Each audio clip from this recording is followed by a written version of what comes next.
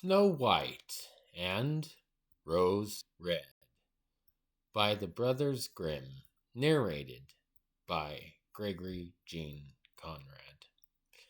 Once upon a time there was a poor widow who lived in a lonely little cottage with her two daughters. The children were called Snow White and Rose Red because they were like the flowers that bloomed on two rose trees that grew in front of the cottage. They were as happy and busy and cheerful as any two children in the world, only Snow White was quieter than Rose Red. Rose Red liked to run about in the meadows gathering flowers and chasing butterflies, but Snow White sat at home with her mother, helping with the housework or reading to her when the work was finished. The two girls loved one another dearly and always walked hand in hand when they went out together. And when Snow White said, "We will never leave each other," Rose Red would reply, "Never, as long as we live." Then the mother would add, "Whatever one has must be shared with the other." And the sisters always did so. They often ran into the forest to gather wild berries. All the creatures of the forest knew them well and did them no harm. Little hares would eat cabbage leaves out of their hands. Soft-eyed fawns would graze peacefully near them, and the birds never flew away when they came, but sat upon the boughs singing all the songs they knew. No harm ever came to them. If the children stayed late in the forest and night was coming on, they would lie down on the moss near each other and sleep till morning. Their mother, their mother knew this and never worried while they were away. Once, when they had passed the night in the forest and the dawn awakened them, they saw a beautiful child dressed in a shining white garment, sitting near their bed of moss. She rose and looked at them kindly, but said nothing, and went away into the forest. When the children looked around, they found they had been sleeping close to the edge of a pit, into which they would surely have fallen had they walked 2 steps farther in the dark. Their mother their mother told them then of the good angel who watches over children. Snow White and Rose Red kept their mother's cottage so neat it was a pleasure to enter it. In the summer, Rose Red took care of the house, and before she did anything else, she would place a bouquet of flowers at her mother's bedside for a morning greeting. And in the bouquet were a white rose and a red rose. In the winter, Snow White lit the fire and hung the kettle over it on the hook. Though the kettle was only of copper, it shone like gold. It was polished so brightly. In the evening, when the snow was falling, the mother would say, "Snow White, go bolt the door." Then they would sit around the hearth, and their mother would read aloud out of a large book, and the girls listened as they sat spinning. Beside them, at their feet, lay their pet lamb, and behind them on a perch sat their white dove with its head tucked under its wing. One evening, as they all sat cozily together, there was a knock at the door. "Open the door quickly, Rose Red," cried her mother. "That must be a poor wanderer seeking shelter from the snow and wind." Rose Red unbolted the door, expecting to see some poor man outside, but it was not. Instead, it was a huge bear that poked his broad black head in. Rose Red sprang back, the lamb bleated, and the dove fluttered on its perch, while Snow White hid behind her mother's bed. But the bear began to speak and said, "Don't be afraid. I won't hurt you. I am half frozen and only want to warm myself by your fire." "Poor bear," said their mother. "Lie down by the fire, but take care you don't burn your furry coat." Then she told Snow White and Rose Red that the bear meant kindly and would not harm them. So they both came forward, and soon the lamb and the dove lost their fear too, and settled in their places as before. "Here, children," said the bear, "come and brush the snow out of my coat." Rose Red and Snow White fetched their brooms and swept his shaggy pelt clean and dry. Then he stretched out before the fire and growled contentedly. It was not long before the children were so at ease with their clumsy guest that they began to romp merrily with him. They teased him and tussled his rough fur and tumbled about with him as if he were an overgrown dog. Sometimes they planted their feet on his broad back and rolled him from side to side. They even took a hazel stick and beat him playfully, laughing when he growled. The bear took it all good naturedly, and only when the children forgot themselves and spanked him a little too much did he call out, "Leave my life, Snow White and Rose Red, or else, my children, you'll never be wed." The children did not know what he meant by that, so they only laughed, but they did stop spanking him when he said it. When it was bedtime and the children had gone to bed, the mother said to the bear, "You may sleep here by the hearth, and you will be safe from the cold and snow." As soon as it was morning, the two children let him out, and he trotted off across the snow into the forest. From then on, the bear came every evening at the same time. He would lie down on the hearth and let the children play with him as much as they liked. They became so used to him that the door was never bolted until their black furry friend had arrived. But as soon as spring returned and everything out of doors was green again, the bear told Snow White one morning that he was leaving and could not return for the whole summer.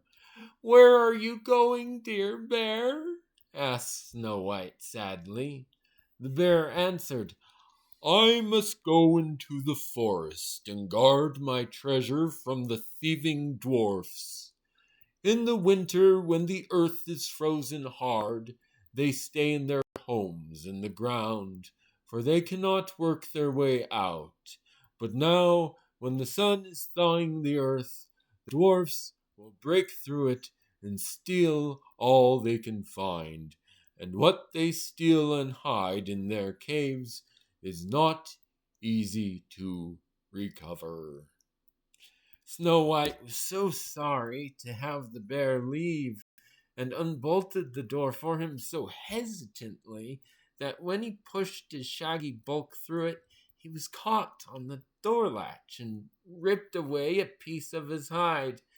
It seemed to Snow White that she saw the glitter of gold shimmering through the hole, but because her eyes were blurred with tears, she couldn't be sure. The bear trotted quickly away and was soon hidden among the trees of the forest. Some time after this, the mother sent Snow White and Rose Red into the forest to gather wood for the kitchen fire. There they came to a big tree that had fallen across the path. Close by the tree, something kept bobbing up and down on its trunk, but because of the grass and the weeds, they could not imagine what it was.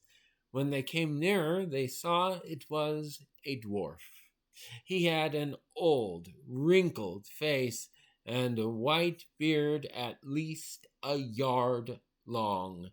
The end of this beard was caught in a crack of the tree trunk, and the little man kept jumping about like a dog on a chain, not knowing how to free himself. He glared at the girls with his fiery red eyes and cried, "Why do you stand there gaping? Aren't you going to help me?" "Why, little man, how did you happen to get caught like that?" asked Rose Red. "You stupid silly goose!" exclaimed the dwarf. "I was trying to split this tree, of course, to get some small kindling to cook with. I can't use big chunks.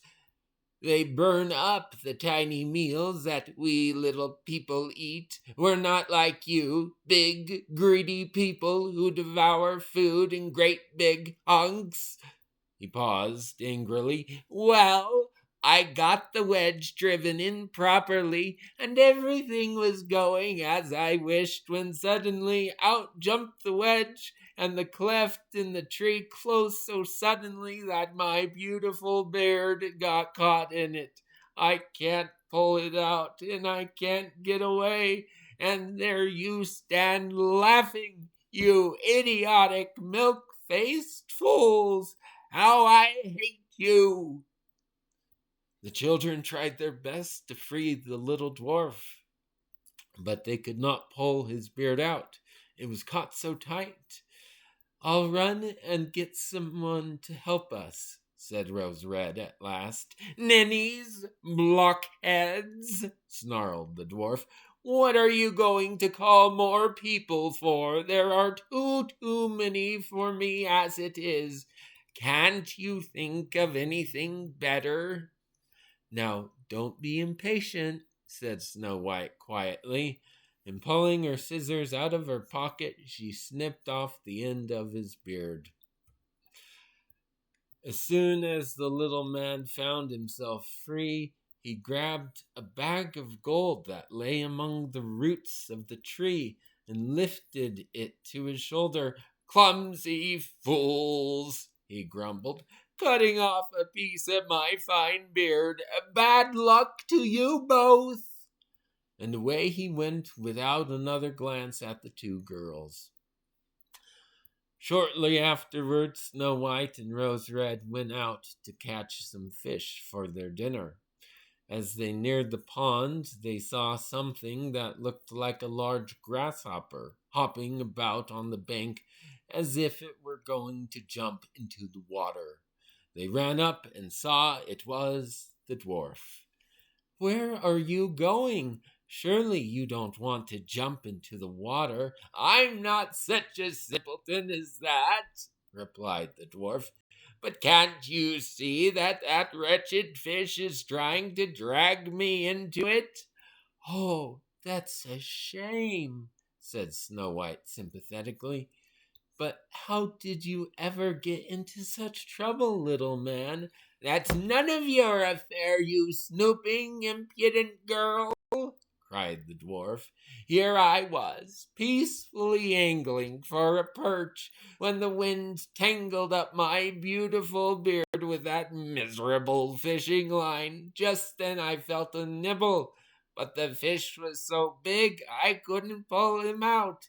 And now, instead of my catching him, he's pulling me, and confound him!" As he scolded away, the dwarf grasped at the reeds and rushes growing on the bank, but that did not help him. The fish was getting the better of the struggle, and the dwarf would surely have been drowned if the two girls had not happened along at that moment. They threw down their fishing lines and ran to help. Rose Red held him while her sister tried to untangle his beard from the line, but all in vain. There was nothing left but to bring out the scissors once more. Snow White very carefully snipped off another piece of his beard. When she had freed him, the ungrateful dwarf flew into a wild rage, exclaiming, "You goose! You donkey! How dare you spoil my face like that? Wasn't it enough to have cut my beard once? did you need to lop off the most splendid part of it now? I'm so disfigured I don't dare show myself to my own people. You clumsy, meddling louts, I wish you had run off the soles of your shoes before you came here. With that, he picked up a sack of pearls which lay among the rushes, and without another word dragged it off and disappeared behind a stone. Soon after this, their mother sent her 2 daughters off to town to buy needles and thread, laces and ribbons. Their road led over a meadow strewn with rocks, huge rocks. As they walked along, the girls noticed a great bird hovering in the air, flying around and around, and gradually dropping lower and lower. At last, the bird and eagle landed on a rock not far from them and pounced on something. Directly afterward, they heard a piercing shriek. Running up to the spot, the sisters saw to their great horror that the eagle had seized in its talons their old friend the dwarf, and was carrying him off. The children, full of pity, caught hold of the little man, and tugging and pulling with all their might, forced the eagle at length to release his prey.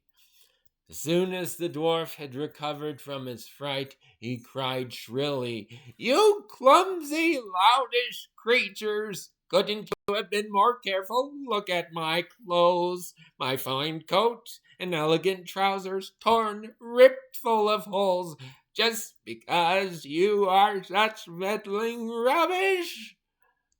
With these words, he picked up a sack of precious stones and slipped away under a rock to his cave. By this time, Rose Red and Snow White were used to his ungratefulness, so they went on their errand in town. On the way home again, they crossed the meadow and surprised the dwarf, who had emptied his bag of precious stones on the ground. The evening sun shone on them so that the gems sparkled and glittered with all the colors of the rainbow. The girls stood perfectly still, gazing with wonder at the sight. "You nincompoops, what are you gaping at?" cried the dwarf. When he was aware of the girls, his pale face grew red with fury, and he was about to continue his abuse when a loud growl was heard, and a huge black bear trotted out of the forest. The dwarf sprang up in fright, trying to reach his secret lair, but the bear was already upon him. Then, in great dread and anguish, he begged, Bear, dear Sir Bear, spare me, please, and I'll give you all my treasures. These beautiful jewels lying here, and the sacks of gold and pearls in my cave. Give me my life," he went on. "Give me my life," he went on. "What would you want with a little fellow like me? You wouldn't even feel me between your teeth. Come, take these 2 worthless girls. They'd be nice juicy morsels for you, plump as quails. Eat them, not me." The bear paid no attention to these words, but gave the evil dwarf a tap with his huge